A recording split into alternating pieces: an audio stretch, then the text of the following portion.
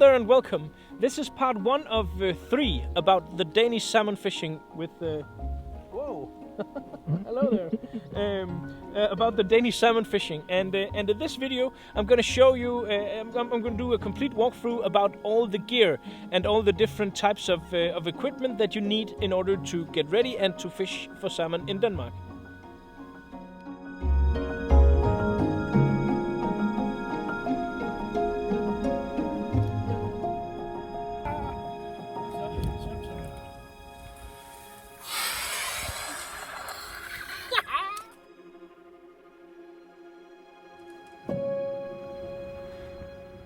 When fishing for salmon, one of the most central parts and one of the most mythical parts is of course the fly. The fly is the last thing, the thing that will convince the salmon to take or not take. So the fly is really important, and also one of the things that we spent the most time on changing and thinking about and wondering, is this the right one? Is this the right for the water and stuff like that? For my fishing in Denmark, for my sea trout and salmon fishing in Denmark, and salmon in particular, there are three flies that I'm very fond of and that I use the most, and those are these three. These three are the horsed sock, the tilde, and the estrid. And these three flies are designed basically around the same concept. We have a lot of weight from a pro flexi bead and then a cone head. And then the difference between these three is on when I use them. This one is for really high and murky water, as it is today. And actually, I landed 3 salmons today on this fly. Jeg har lige sat hårsokken på, som jeg lavede som video den anden dag, og så tog det ikke mange sekunder, så skete det her. Det er en stor gal laks, den her. Men jeg tror måske det er den største jeg har fået i år. Not on this particular, but on this pattern. And then the tilde is for, kind of like all the usual suspects. I was about to say all the usual conditions, not that big waters and stuff like that. And then the last one, the small one here, is fairly lighter in color and is designed to fish in low water conditions and when the water is really clear. So it has kind of the same tones as the surroundings here. So these three are the 3 flies I never leave home without. They are truly awesome, and they're built basically around kind of the same idea, but they really catch a lot of fish. Of course, I have a lot of other stuff in my fly box, and some of the flies for the Danish fishing that I would like to mention also is this pattern or this style of tying. This is the fly that's called the monker. And it's the fly I caught my first salmon on.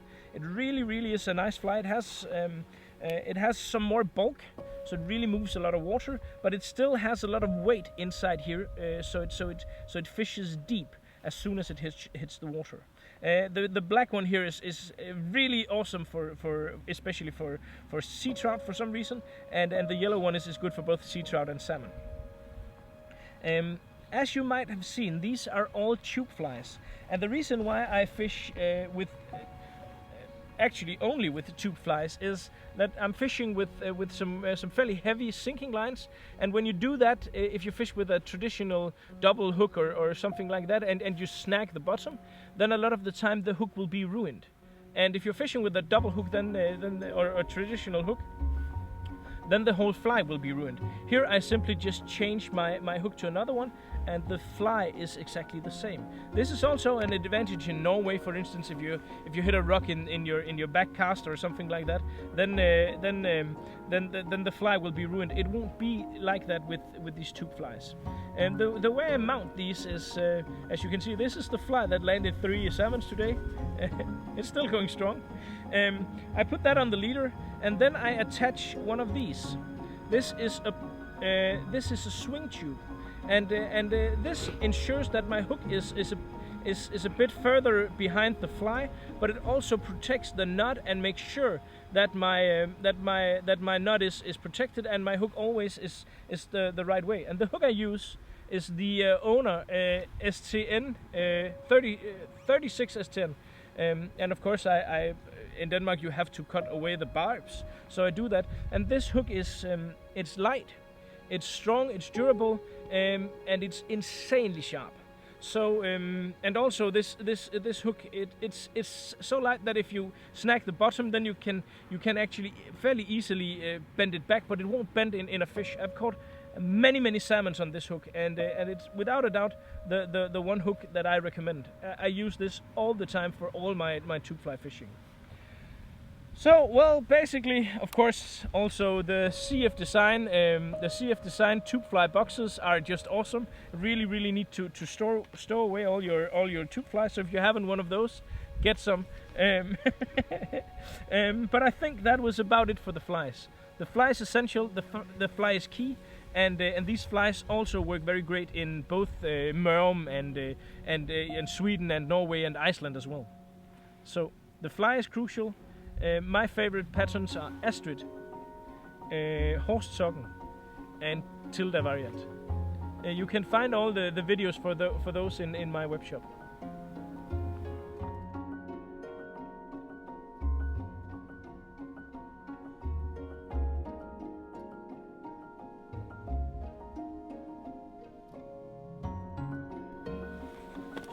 When it comes to lines, there is of course a tremendous amount of different things available. I've used and tried a lot of different things, and must say that now I've come to I found something that really suits me well. Fairly easy to figure out, and it just works. I'm very fond of these. These are Rio Scandi shooting heads. All the time I have an intermediate Sync 3 and a Sync 4 and also a Sync 6 shooting head with me. The Sync 6 is not something I use very much, and the one I use the most is the intermediate Sync 3. And to these are 7 meters long, so you have to attach a tip to these. And I have a Sync 3, a Sync 6 and a Sync 8 tip. And then I can change between these three to get the best performance I can find. Another thing that really is interesting that I haven't tried so far, but it looks really interesting, are these new Sketchet Max Game Changer from Rio also. They have 4 different densities. This one, for instance, is floating, hover, intermediate, Sync 3. So this would be a good option in low water conditions like this, and I'm looking really forward to testing these. I have cast with these, and they cast very well. So and of course you need a tip for these as well. For my lighter two-handed rod this year, I've been fishing a lot with this. This is the Scientific Anglers Spey Light Sketchet Intermediate Head. The reason I have to look at the label because these names are just ridiculous and long. But this is a Sketchet head, which is an ultra short head. You need to attach a tip to this as well. But it's very neat that these are available in intermediate. That's something that you haven't seen, and not all of the manufacturers that makes Scandi lines actually produce. And intermediate is way better for fishing in the Danish conditions than the floating ones. So this with a Sync 6 tip would be really great also. So 3 different shooting heads that works well and is well suited for this.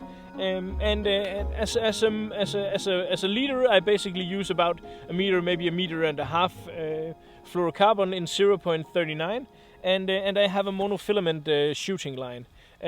I tend to use them rather thick, so about 50 pounds, something like that, because out here there's a lot of mud and a lot of dirt and a lot of sand, and basically they get things are being used when you're out here. So a little about the lines. Hope that was some useful info. But if only I had to point out one, then this is the one. This is a truly remarkable and cool head, the Rio Scandi shooting heads.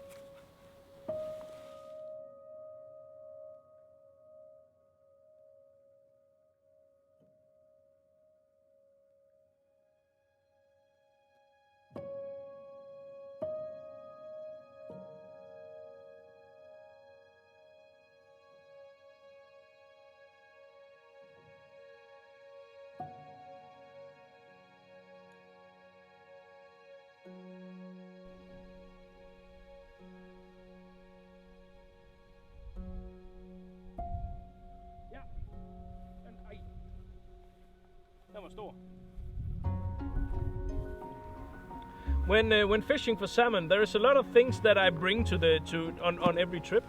I bring my trusted Sims waterproof backpack, and also I have my big McLean net. Those I normally put someplace and then we fish around them. And then there is some things that is very essential and that you must have on your person at all times. Those things are a nice pair of pliers to remove the hook, to cut the leader, and also to destroy the barts. I don't know if destroy is the right word, but to clamp down the barts on your hooks, because that's something you have to do in Denmark when fishing for salmon. Then I have my leader, and I use 0.39 fluorocarbon from Photonic. So I have basically a roll of this, and then I have my fly box. And that's about it. I also have a cleaning cloth for my glasses and stuff like that. The CF Design tube fly boxes are without a doubt the best tube fly boxes there is. I like this model that has 3 rooms, and then I basically just fill this, have my hooks over here and my swing tubes in these compartments. So really an awesome option for your salmon flies. And with this you're very mobile, you're very agile, and you can fish quite a lot of water without being too tired, and then return to your bag when it's time for lunch and stuff like that. Oh, also I like my hat very much. This 6-pence from Stetson is something that I've been wearing for many years. It's not the same one. I've worn down a few of these over the years, and also of course my Polaroid sunglasses. I like the Smith Polaroid sunglasses are really cool. So that's basically how I'm mounted, or how all the stuff that I carry. I don't carry that much because I want to be more agile and not be weighed down by too much stuff.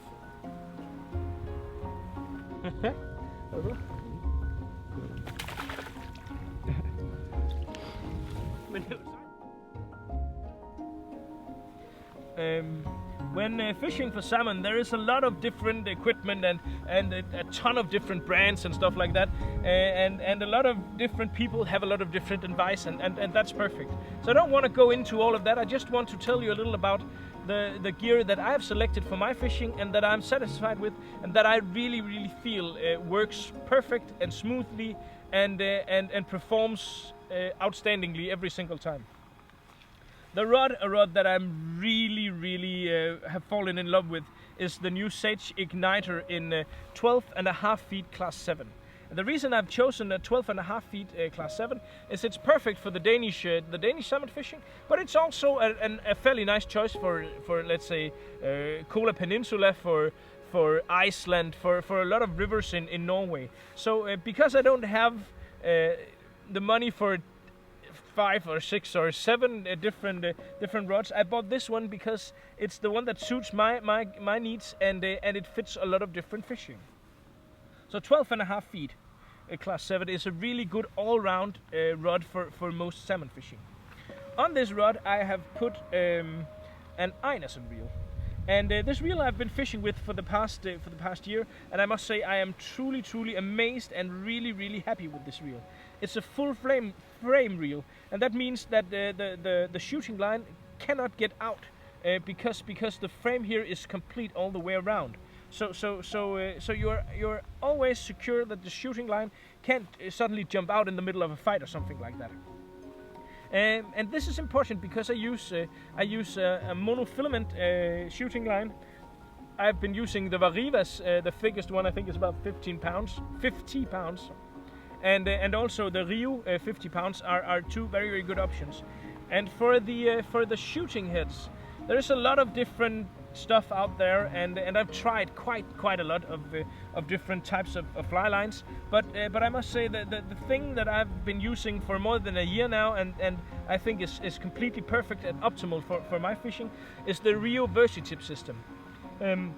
Basically you can buy a floating head with 4 different tips. The head is 7 meters, and then you have 4 different 10 feet leaders, a floating, an intermediate, a sink 3 and a sink 6. And in addition to this, I have simply bought 2 or 3 new bodies. I have an intermediate sink 3, and a full sink 4. And the intermediate sink 3 and the sink 4 are the two lines that I use the most.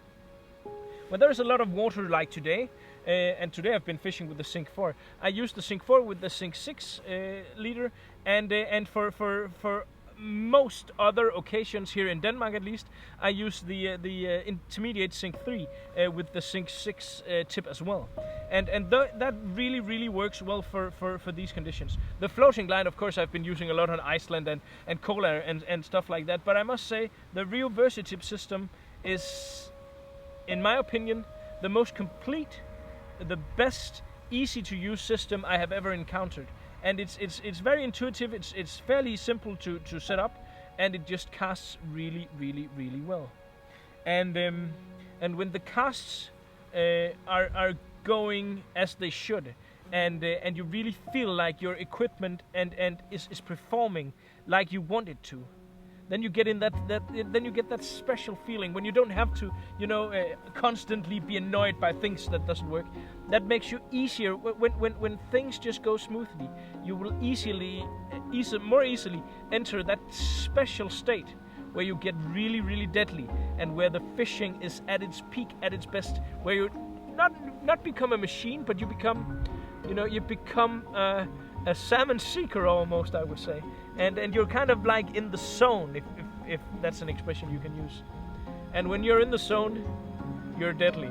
And today we were in the zone. Today was a good day.